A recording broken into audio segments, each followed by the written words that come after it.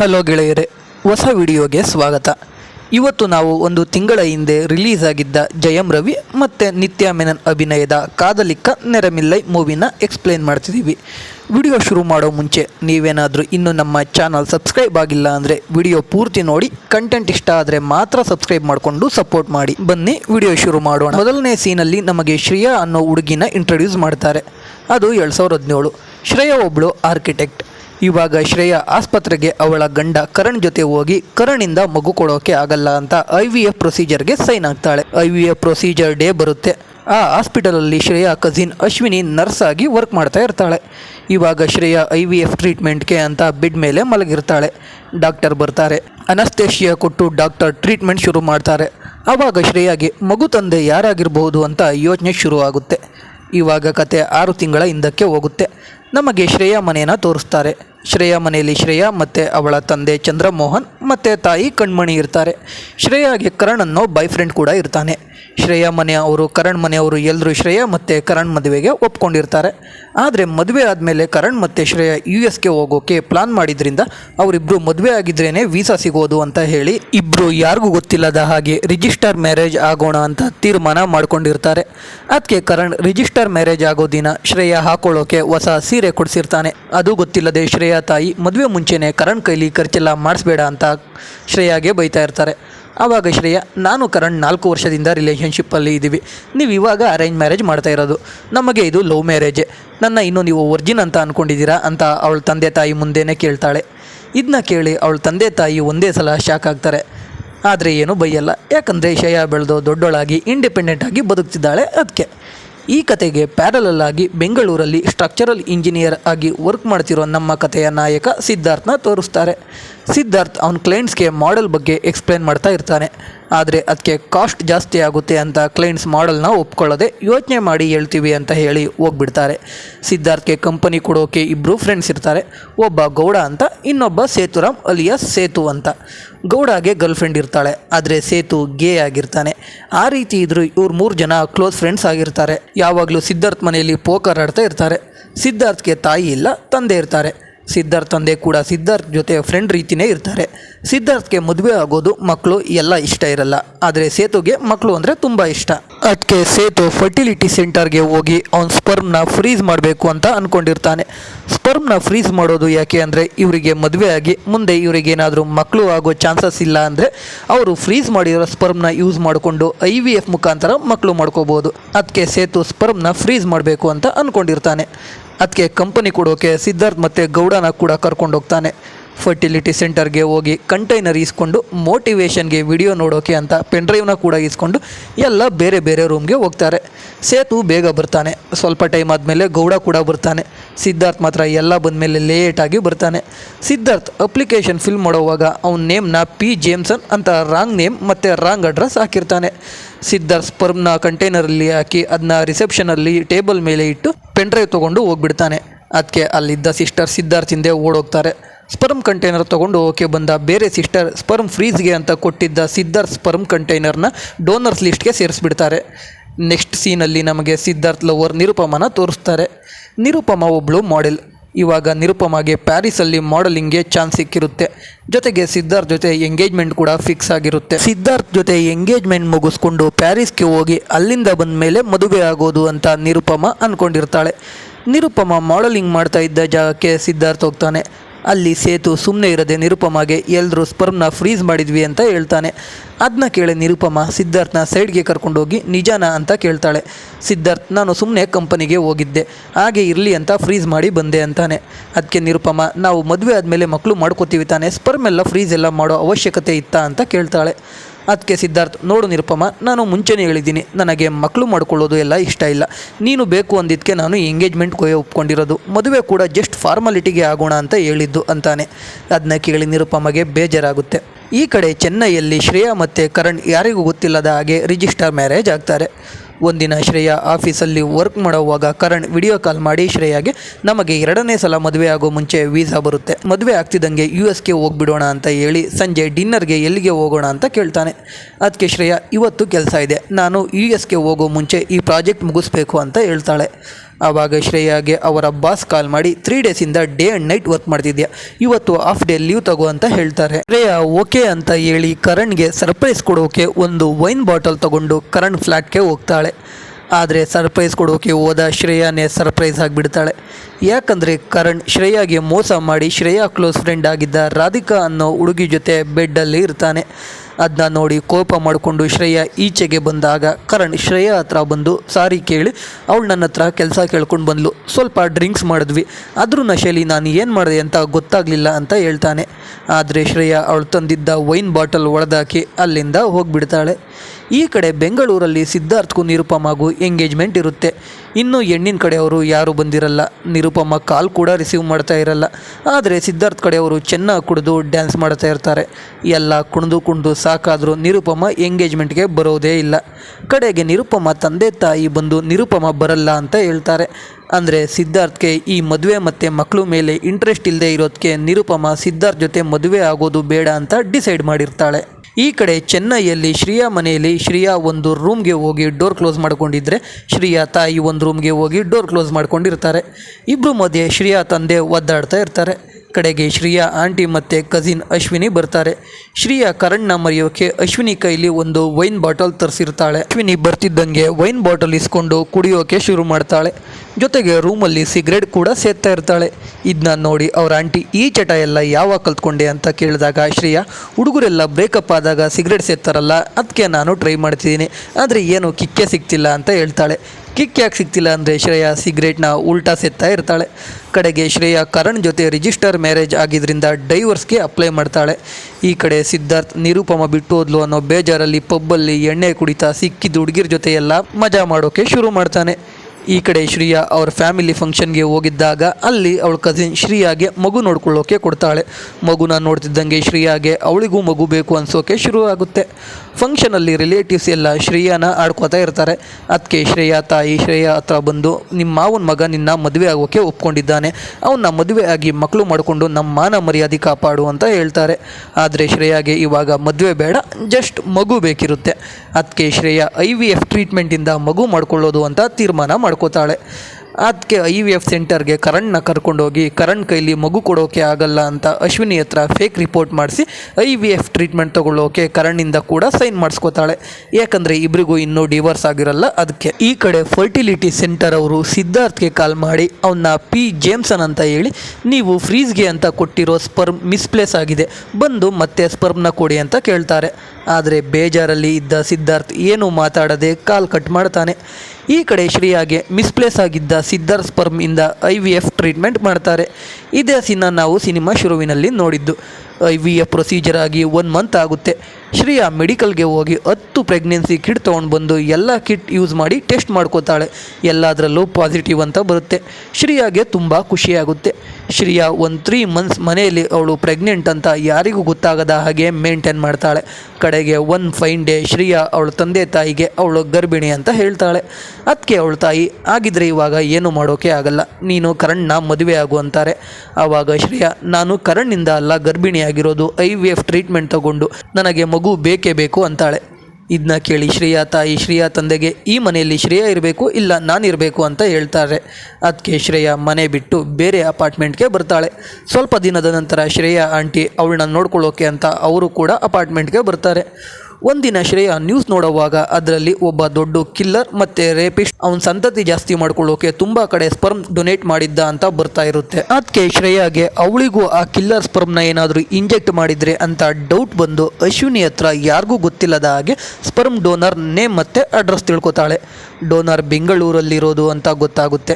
ಶ್ರೇಯಾ ಬೆಂಗಳೂರಲ್ಲಿ ಒಂದು expo attend ಮಾಡಬೇಕಿರುತ್ತೆ. 2 ಕೆಲಸ ಆಗುತ್ತೆ ಅಂತ ಬೆಂಗಳೂರಿಗೆ ಬಂದು ಎಕ್ಸ್ಪೋ ಅಟೆಂಡ್ ಆಗ್ತಾಳೆ. ಅದೇ ಎಕ್ಸ್ಪೋ ಅಲ್ಲಿ ಸಿದ್ಧಾರ್ಥ್ ಕೂಡ ಇರ್ತಾನೆ. ಸಿದ್ಧಾರ್ಥ್ ಶ್ರೇಯಾ ಅವಳು ಪ್ರಾಜೆಕ್ಟ್ ಬಗ್ಗೆ ಎಕ್ಸ್ಪ್ಲೇನ್ ಮಾಡ್ತಿರೋದು ನೋಡಿ ಶ್ರೇಯಾ ಸಿದ್ಧಾರ್ಥ್ಗೆ ಇಷ್ಟ ಆಗ್ತಾಳೆ. ಆದರೆ ಸಿದ್ಧಾರ್ಥ್ ಹೋಗಿ ಮಾತಾಡ್ಸಲ್ಲ. ರಾತ್ರಿ ಸಿದ್ಧಾರ್ಥ್ ಒಂದು ಪಬ್ಬಲ್ಲಿ ಸೇತು ಮತ್ತು ಗೌಡಗೆ ಎಕ್ಸ್ಪೋ ಅಲ್ಲಿ ಒಂದು ಹುಡುಗಿ ನೋಡಿದೆ ಅಂತ ಶ್ರೇಯಾ ಬಗ್ಗೆ ಹೇಳ್ತಾ ಇರ್ತಾನೆ. ಸಿದ್ಧಾರ್ಥ್ ಸ್ಪರ್ಮ್ ಅಪ್ಲಿಕೇಶನಲ್ಲಿ ರಾಂಗ್ ಅಡ್ರೆಸ್ ಹಾಕಿದ್ರಿಂದ ಶ್ರೇಯಾ ಕೂಡ ಸಿದ್ಧಾರ್ಥ್ ಇದ್ದ ಬಾರ್ ಹತ್ರ ಬರ್ತಾಳೆ. ಅಲ್ಲಿಗೆ ಬಂದಾಗ ಅದು ರಾಂಗ್ ಅಡ್ರೆಸ್ ಮತ್ತು ಡೋನರ್ ನೇಮ್ ಕೂಡ ರಾಂಗ್ ಅಂತ ಗೊತ್ತಾಗಿ ಊಟ ಮಾಡ್ಕೊಂಡು ಹೋಗೋಣ ಅಂತ ಪಬ್ ಒಳಗೆ ಹೋಗ್ತಾಳೆ. ಸಿದ್ಧಾರ್ಥ್ ಶ್ರೇಯಾನ ನೋಡಿ ಹೋಗಿ ಮಾತಾಡಿಸಿ ನಮ್ಮ ಜೊತೆ ಜಾಯ್ನ್ ಆಗಿ ಅಂತ ಕೇಳ್ತಾನೆ. ಆದರೆ ಶ್ರೇಯಾ ನಾನು ಚೆನ್ನೈಗೆ ವಾಪಸ್ ಹೋಗಬೇಕು ಅಂತ ಹೇಳಿ ಅಲ್ಲಿಂದ ಈಚೆ ಬಂದಾಗ ಶ್ರೇಯಾ ಫ್ಲೈಟ್ ಡಿಲೇ ಆಗಿದೆ ಅಂತ ಗೊತ್ತಾಗಿ ಬಂದು ಸಿದ್ಧಾರ್ಥ್ ಮತ್ತು ಅವನ ಫ್ರೆಂಡ್ಸ್ನ ಜಾಯ್ನ್ ಆಗ್ತಾಳೆ. ಅಲ್ಲಿ ಶ್ರೇಯಾ ಏನಾದರೂ ಚೆನ್ನಾಗಿರೋ ಊಟ ಆರ್ಡರ್ ಮಾಡಿ ಅಂತ ಹೇಳ್ತಾಳೆ. ಆವಾಗ ಸಿದ್ಧಾರ್ಥ್ ನಮ್ಮಪ್ಪ ಚೆನ್ನಾಗಿ ಅಡುಗೆ ಮಾಡ್ತಾರೆ ಅಂತ ಹೇಳಿ ಕ್ಯಾಬ್ ಬುಕ್ ಮಾಡಿಕೊಂಡು 4 ಜನ ಬೆಂಗಳೂರೆಲ್ಲ ಸುತ್ತಾಡಿಕೊಂಡು ಸಿದ್ಧಾರ್ಥ್ ಮನೆಗೆ ಬರ್ತಾರೆ. ಅಲ್ಲಿ ಪೋಕರ್ ಎಲ್ಲ ಆಡಿ ಸಿದ್ಧಾರ್ಥ್ ತಂದೆ ಮಾಡಿದ್ದ ಊಟ ಮಾಡ್ತಾರೆ. ಆಮೇಲೆ ಬಾಲ್ಕನಿಯಲ್ಲಿ ಸಿದ್ಧಾರ್ಥ್ ಮತ್ತು ಶ್ರೇಯಾ ಮಾತಾಡುವಾಗ ಶ್ರೇಯಾ ಅವಳ ಬಾಯ್ ಫ್ರೆಂಡ್ ಚೀಟ್ ಮಾಡ್ದ, ಇವಾಗ ಸಿಂಗಲ್ ಅಂತ ಹೇಳ್ತಾಳೆ. ಆವಾಗ ಸಿದ್ಧಾರ್ಥ್ ಕೂಡ ಅವನು ಮದುವೆ ಮತ್ತು ಮಕ್ಕಳು ಇಷ್ಟ ಇಲ್ಲ ಅಂದಿದ್ದಕ್ಕೆ ನಿರುಪಮ ಬಿಟ್ಟೋದ್ಲು ಅಂತ ಹೇಳ್ತಾನೆ. ಸಿದ್ಧಾರ್ಥ್ ಅವನಿಗೆ ಮದುವೆ ಮತ್ತು ಮಕ್ಕಳು ಇಷ್ಟ ಇಲ್ಲ ಅಂತ ಹೇಳಿದ ಕೇಳಿ ಶ್ರೇಯಾ ಸುಮ್ಮನಾಗ್ತಾಳೆ. ಶ್ರೇಯಾ ಸುಮ್ಮನೆ ನಿಂತಿದ್ದನ್ನ ನೋಡಿ ಅಣ್ತಮ್ಮ ಕಿಸ್ ಮಾಡೋಕ್ಕೆ ಹೋಗ್ತಾನೆ. ಆವಾಗ ಶ್ರೇಯಾ ಫ್ಲೈಟ್ಗೆ ಲೇಟ್ ಆಗುತ್ತೆ ಅಂತ ಹೇಳ್ತಾಳೆ. ಸಿದ್ಧಾರ್ಥ್ ಅವಳನ್ನ ಕರ್ಕೊಂಡು ಬಂದು ಏರ್ಪೋರ್ಟ್ಗೆ ಡ್ರಾಪ್ ಮಾಡಿ ಬಾಯ್ ಹೇಳಿ ಹೋಗ್ತಾನೆ.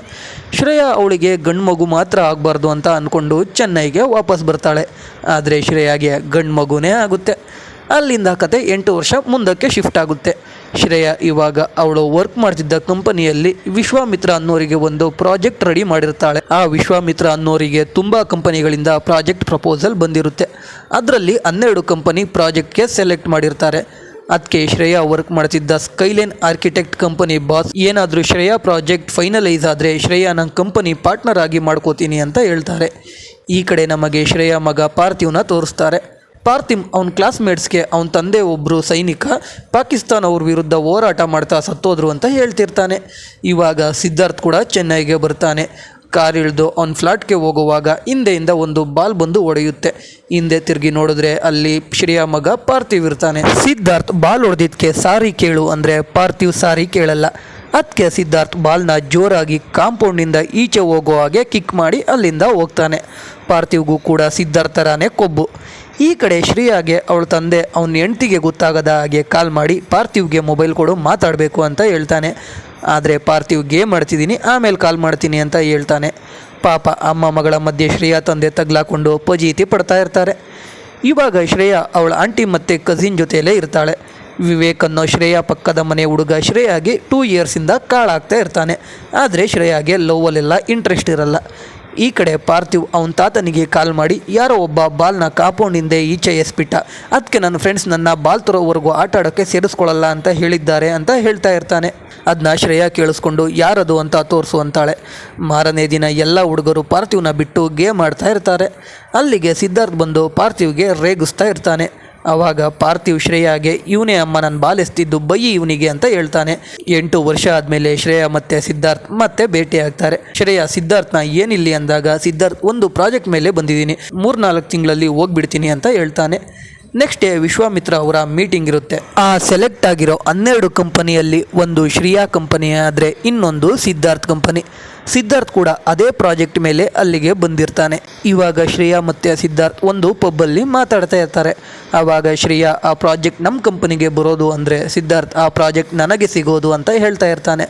ಆವಾಗ ಸಿದ್ಧಾರ್ಥ್ಗೆ ಅವ್ರ ಬಾಸ್ ಕಾಲ್ ಮಾಡಿ ನಾನು ಎಲ್ಲ ಕಡೆ ವಿಚಾರ ಮಾಡಿದ್ದೀನಿ, ನಮಗೆ ಸ್ಕೈಲೈನ್ ಆರ್ಕಿಟೆಕ್ಟ್ ಕಂಪನಿನೇ ಟಫ್ ಫೈಟ್ ಕೊಡೋದು, ನೀನು ಈ ಪ್ರಾಜೆಕ್ಟ್ನ ನಮ್ಮ ಕಂಪನಿಗೆ ಸಿಗೋ ಥರ ಮಾಡಿದ್ರೆ ನಿನ್ನ ಕಂಪನಿಗೆ ಪಾರ್ಟ್ನರ್ ಮಾಡ್ಕೋತೀನಿ ಅಂತ ಹೇಳ್ತಾರೆ. ಈ ಕಡೆ ಶ್ರೇಯಾನ ಪಾರ್ಥಿವ್ ಸ್ಕೂಲ್ ಪ್ರಿನ್ಸಿಪಾಲ್ ಕರೆದು ನಿಮ್ಮ ಮಗ ಬೇರೆ ಹುಡುಗನಿಗೆ ಹೊಡೆದಿದ್ದಾನೆ, ಅವನ ಮನಸ್ಸಲ್ಲಿ ಏನೋ ಕಾಡ್ತಿದೆ ಅನಿಸುತ್ತೆ, ನೀವೇ ಏನು ಅಂತ ಕೇಳಿ ಅಂತ ಹೇಳ್ತಾರೆ.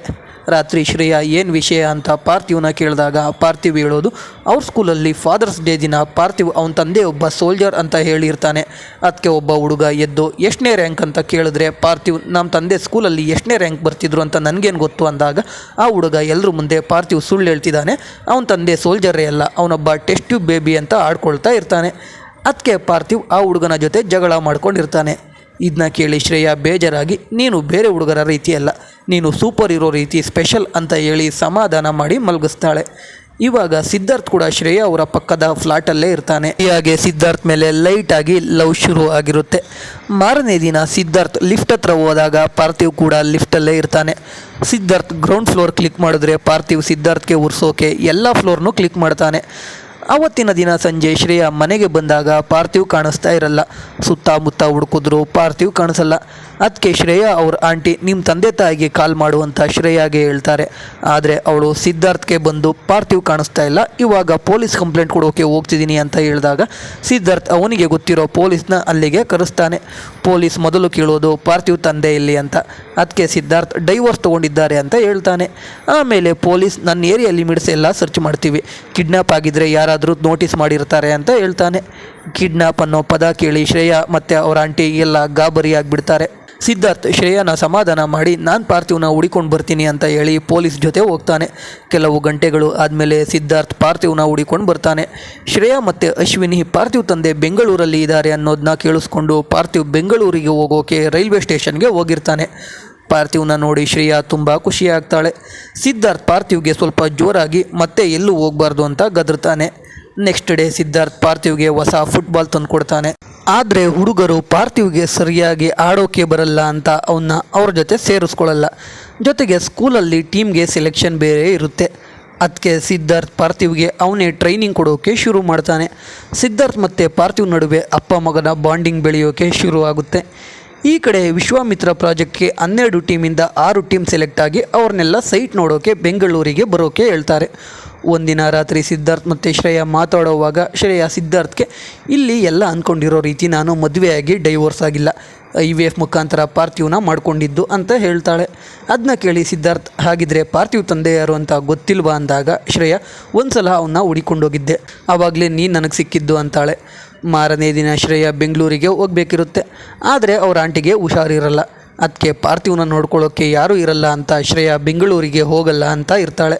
ಆವಾಗ ಶ್ರೇಯಾ ಆಂಟಿ ಸಿದ್ಧಾರ್ಥ್ನ ಕರೆಸಿ ಶ್ರೇಯಾನ ಬೆಂಗಳೂರಿಗೆ ಕರ್ಕೊಂಡು ಹೋಗು ಅಂತ ಹೇಳ್ತಾರೆ. ಸಿದ್ಧಾರ್ಥ್ ಶ್ರೇಯಾ ಜೊತೆ ಪಾರ್ಥಿವ್ನು ಅವನ ಕಾರಲ್ಲಿ ಕರ್ಕೊಂಡು ಬೆಂಗಳೂರಿಗೆ ಅವನ ಮನೆಗೆ ಹೋಗ್ತಾನೆ.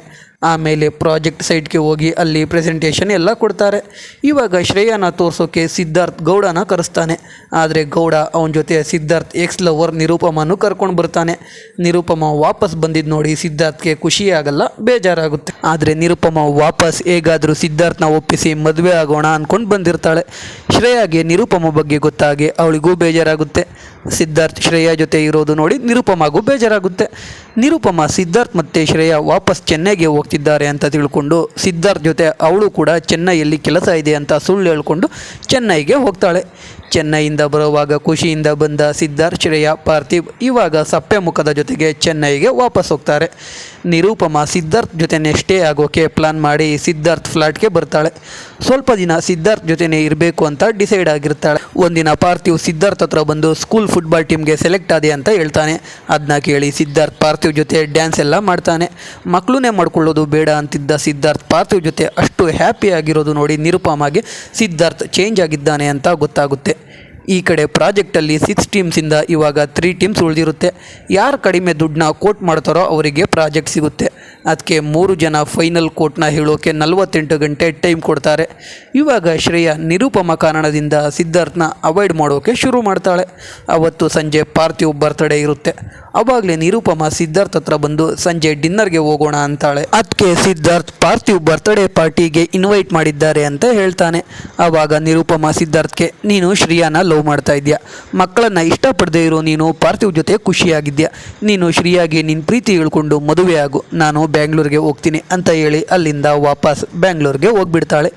ನಿರುಪಮ ಹೋದ್ಮೇಲೆ ಸಿದ್ಧಾರ್ಥ್ಗೆ ಅವ್ರ ಬಾಸ್ ಕಾಲ್ ಮಾಡಿ ನಾನು ನನ್ನ ಫ್ರೆಂಡ್ನ ಯೂಸ್ ಮಾಡಿಕೊಂಡು ಬೇರೆ ಕಂಪನಿಯವರು ಎಷ್ಟು ಕೋಟ್ ಮಾಡ್ತಿದ್ದಾರೆ ಅಂತ ತಿಳ್ಕೊಂಡಿದ್ದೀನಿ, ನೀನು ಅದಕ್ಕಿಂತ ಕಡಿಮೆ ಕೋಟ್ ಮಾಡು, ಪ್ರಾಜೆಕ್ಟ್ ನಮ್ಮದೇ ಆಗುತ್ತೆ ಅಂತ ಹೇಳ್ತಾರೆ. ಈ ಕಡೆ ಪಾರ್ಥಿವ್ ಕೈಯಲ್ಲಿ ಚಾಕು ಹಿಡ್ಕೊಂಡು ಸಿದ್ಧಾರ್ಥ್ಗೋಸ್ಕರ ವೆಯ್ಟ್ ಮಾಡ್ತಾ ಇರ್ತಾನೆ. ಶ್ರೇಯಾ ಸಿದ್ಧಾರ್ಥ್ ಬರಲ್ಲ ಅಂದ್ಕೊಂಡಿರ್ತಾಳೆ. ಅಷ್ಟರಲ್ಲಿ ಸಿದ್ಧಾರ್ಥ್ ಐರನ್ ಮ್ಯಾನ್ ಥರ ಡ್ರೆಸ್ ಹಾಕ್ಕೊಂಡು ಬರ್ತಾನೆ. ಪಾರ್ಥಿವ್ ಕೇಕ್ ಕಟ್ ಮಾಡಿ ಮೊದಲು ಸಿದ್ಧಾರ್ಥ್ಗೆ ತಿನ್ನಿಸ್ತಾನೆ. ಪಾರ್ಟಿ ಶುರುವಾಗುತ್ತೆ. ಸಿದ್ಧಾರ್ಥ್ ಶ್ರೇಯಾ ಜೊತೆ ಮಾತಾಡ್ತಾ ವಾಶ್ರೂಮ್ಗೆ ಅಂತ ಶ್ರೇಯಾ ರೂಮ್ಗೆ ಹೋಗ್ತಾನೆ. ಅಲ್ಲಿ ಅವನಿಗೆ ಶ್ರೇಯಾ ಲ್ಯಾಪ್ಟಾಪಲ್ಲಿ ಅವಳ ಪ್ರಾಜೆಕ್ಟ್ ಕಾಣಿಸುತ್ತೆ. ಶ್ರೇಯಾಗೆ ಹೆಲ್ಪ್ ಮಾಡೋಕೆ ಅದರಲ್ಲಿ ಸಿದ್ಧಾರ್ಥ್ ಚೇಂಜಸ್ ಮಾಡಬೇಕಾದ್ರೆ ಅದನ್ನ ಶ್ರೇಯಾ ನೋಡಿ ತಪ್ಪು ತಿಳ್ಕೊಂಡು ಸಿದ್ಧಾರ್ಥ್ಗೆ ಬೈದು ಮನೆಯಿಂದ ಈಚೆ ಕಳಿಸ್ತಾಳೆ. ಕಡೆಗೆ ಪ್ರಾಜೆಕ್ಟ್ ಶ್ರೇಯಾದೇ ಆಗುತ್ತೆ. ಅದಕ್ಕೆ ಕಾರಣ ಅಂದರೆ ಸಿದ್ಧಾರ್ಥ್ ಅವನ ಪ್ರಾಜೆಕ್ಟ್ ವಿತ್ಡ್ರಾ ಮಾಡಿಕೊಂಡು ಕೆಲಸಕ್ಕೆ ರಿಸೈನ್ ಮಾಡಿರ್ತಾನೆ. ಒಂದಿನ ಮತ್ತೆ ಪಾರ್ಥಿವ್ ಕಾಣೆ ಆಗ್ತಾನೆ. ಪೊಲೀಸ್ಗೆ ಕಂಪ್ಲೇಂಟ್ ಕೊಡ್ತಾರೆ. ಕಡೆಗೆ ಶ್ರೇಯಾ ತಂದೆ ತಾಯಿ ಶ್ರೇಯಾ ಮನೆಗೆ ಬರ್ತಾರೆ. ಆವಾಗ ಪಾರ್ಥಿವ್ ಸಿದ್ಧಾರ್ಥ್ ಮನೆಗೆ ಹೋಗಿದ್ದಾನೆ ಅಂತ ಗೊತ್ತಾಗುತ್ತೆ. ನೆಕ್ಸ್ಟ್ ಡೇ ಪಾರ್ಥಿವ್ದು ಫೈನಲ್ ಮ್ಯಾಚ್ ಇರುತ್ತೆ. ಸಿದ್ಧಾರ್ಥ್ ಪಾರ್ಥಿವ್ನ ಕರ್ಕೊಂಡು ವಾಪಸ್ ಚೆನ್ನೈಗೆ ಬರ್ತಾನೆ. ಒಂದು ಕಡೆ ಪಾರ್ಥಿವ್ ಫೈನಲ್ ಮ್ಯಾಚ್ ಆಡ್ತಿದ್ರೆ ಸಿದ್ಧಾರ್ಥ್ ಅವನ ಪ್ರೀತಿನ ಶ್ರೇಯಾ ಬಳಿ ಹೇಳ್ಕೊತಾನೆ. ಕಡೆಗೆ ಪಾರ್ಥಿವ್ ಗೋಲ್ ಹೊಡೆದು ಮ್ಯಾಚ್ ವಿನ್ ಆಗ್ತಾನೆ. ಈ ಕಡೆ ಶ್ರೇಯಾ ಸಿದ್ಧಾರ್ಥ್ ಪ್ರೀತಿನ ಒಪ್ಕೋತಾಳೆ. ಆಮೇಲೆ ಸಿದ್ಧಾರ್ಥ್ಗೆ ಫ್ರೆಂಡ್ ಆಗಿದ್ದ ಸೇತುಗೆ ಇನ್ನೊಬ್ಬ ಹುಡುಗನ ಜೊತೆ ಎಂಗೇಜ್ಮೆಂಟ್ ಆಗುತ್ತೆ. ಸಿದ್ಧಾರ್ಥ್ ಮತ್ತು ಶ್ರೇಯಾ ಸೇರಿಕೊಂಡು ಹೊಸ ಕಂಪನಿ ಸ್ಟಾರ್ಟ್ ಮಾಡೋಕ್ಕೆ ಪ್ಲಾನ್ ಮಾಡ್ತಾರೆ.